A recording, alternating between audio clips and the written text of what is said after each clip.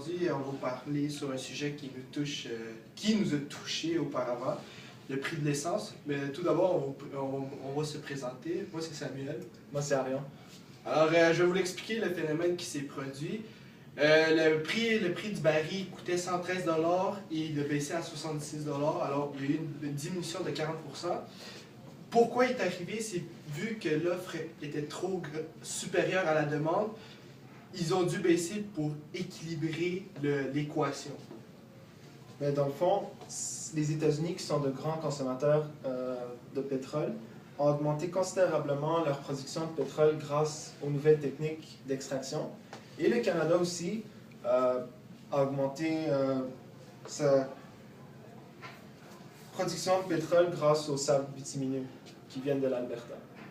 Et maintenant, je vais vous expliquer les avantages qu'il y a eu à propos de ça. La force du dollar canadien dépend beaucoup de ses ressources naturelles. Alors, quand le dollar canadien pique du nez, ça veut dire que les États-Unis vont en profiter, puis plusieurs d'autres, parce que ça va coûter beaucoup moins cher en exportation. Comme on donne un exemple, quand le dollar canadien a chuté, il y a eu 11% de plus d'exportation vers les États-Unis.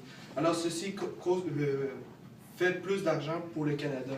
De plus, pour les compagnies, le coût de transport est beaucoup moins cher. Alors, vu que le gaz coûte beaucoup moins cher, ça va le coûter au total moins cher, ce qui va profiter plus de revenus, alors plus de taxes pour le gouvernement. Puis en plus, pour la population, vu que le gaz est beaucoup moins cher, ça va leur coûter beaucoup moins cher, alors ça veut dire un revenu de taxes plus haut pour le gouvernement. Avec la baisse de 40% qu'il y a eu, le gouvernement a pu faire 800 millions de dollars de plus en revenus de taxes.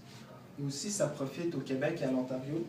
En réduisant les coûts de production et de transport des usines du Québec et de l'Ontario, la baisse du prix de pétrole aide ces provinces à être plus concurrentielles au niveau du marché pétrolier.